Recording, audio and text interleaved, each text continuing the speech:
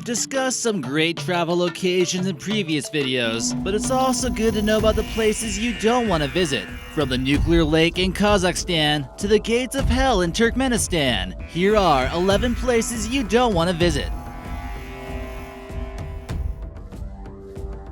Number 11. Cloud 9, Philippines. Cloud 9 is an internationally famous resort, especially for surfers who compete at competitions here. This is found on the island of Aragongo, and going there could be the last surfing trip you ever make in your life. A Gold Coast surfer pro was lucky to survive a beating when 5 men bashed him before entering a surf competition in 2015. He was knee-deep in water when ruthless thugs came wielding bats and bottles. This area of the Philippines has become a hotspot for pirating and conducting kidnappings. They're not the kind of pirates that wear eye patches and have some cool parrots on their shoulders either. Number 10. The Villages in Florida. Maybe if you're a younger person, you wouldn't certainly want to come here, but it almost seems like some kind of utopia for old people, and it reportedly gets pretty gross. If you didn't like visiting your grandma's house as a kid because it smelled like old people, then you better stay as far away from this place as possible. The truth is, you probably aren't even allowed here anyways. The residents of this private community have made it against the rules for younger people to get in without a visitor's pass. Why would they do that, you might ask? It turns out this is actually some kind of hedonistic spring break-like location, but only with retired people on Viagra getting it on. After a report from the New York Post, they revealed that cases of STDs were skyrocketing at this community, and has one of the highest rates of STDs in the US. Just gross. Number 9. Lilydale, New York. Alright, Lilydale, New York almost seems kind of average at first glance, but there's also just something not quite right about this place either. The population might only be about 275 people, but it turns out that it's actually the capital of spiritualists and mediums. You know, the kind of people who try to communicate with the dead. So pretty much, everyone who lives here might be just a tad bit crazy, or this place is extremely haunted. They gather in meetings and conduct some bizarre rituals where the voices of dead people in their heads tell them things to tell their loved ones. Everyone here is basically a psychic, and tourists from around the world spend big bucks to talk to their loved ones who've passed on. They believe they're able to do this through the mediums or spiritualists living here. HBO made a documentary about this place, and the mediums are very good public speakers. They seem to have the ability to help people find closure nonetheless. Number 8. Sacred Rat Temple. The Karni Mata Temple, located in northwestern India, is one of the more bizarre sacred religious locations considering Western standards. Unless you enjoy the company of thousands of rats, this wouldn't necessarily be a place you should visit. This temple is known for the thousands of rats that make themselves home here and are considered godlike in a way. Built in the 1900s, this is considered to be a tribute to the rat goddess Karni Mata. Despite the marble panels and gold and silver icons throughout, the 20,000 rats that live here is by far the most intriguing aspect. The rats are believed to be reincarnations of tribespeople from the 14th century. So if you come here, be careful where you step, or you may be killing an Indian deity. Visitors consider feeding the rats to be a sacred process. Other people believe that these rats are the reincarnations of their ancestors and take this site very seriously. Number 7. Fushi, Maldives. The Maldives are known for being an excellent resort country in the middle of the Indian Ocean. Its beautiful beaches are flocked to by millions of tourists each year. One of its least popular islands, however, and somewhere in this tropical paradise, is somewhere you don't want to visit. This place is a complete dump, literally. The Fushi Island is built on top of reclaimed coral reefs in 1992, not to house a 5-star resort, but to house the garbage left by tourists and locals alike. It was built as a landfill and given the nickname Garbage Island.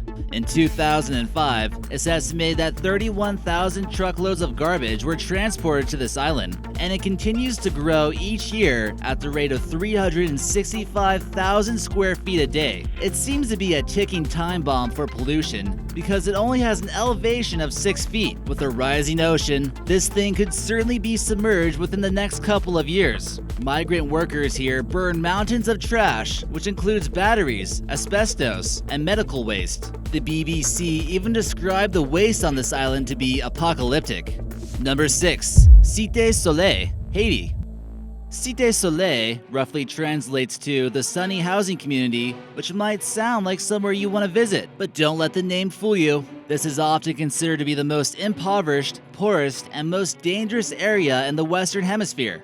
It's also one of the biggest slums in the Northern Hemisphere and polluted beyond your wildest imagination. After a massive earthquake hit Haiti in 2010, it forever changed the capital of Port-au-Prince, where this area is located. Many of the streets and buildings are completely damaged. The prison that was located here collapsed and all the prisoners escaped, resulting in a huge increase in crime in the area. They looted the prison's armory and scattered across Cité Soleil. Any businesses in this area that survived were relentlessly robbed, and the criminals preyed upon the poorest of the poor. When it comes to this area, police have actually urged the citizens to take the matter into their own hands, since gangs are getting out of control.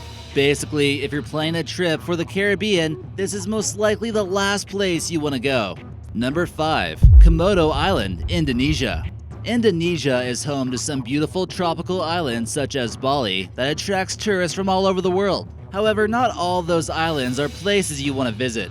The name Komodo Island might make you assume that it's a large quantity of Komodo dragons that would keep you away from visiting this island, but that's not the case. It's pretty much everything else besides the large vicious Komodos that you need to watch out for. There's an extremely large concentration of venomous snakes.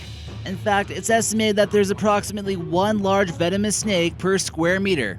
There's also a high population of layering wasps who have a stinger that can penetrate through a leather boot. More animals that can insert you with their venom include the tomcat beetle, and all it has to do is walk up your leg. There's a population of about 2,000 humans that live here, all which are descendants of former convicts. Number 4. La Oroya, Peru.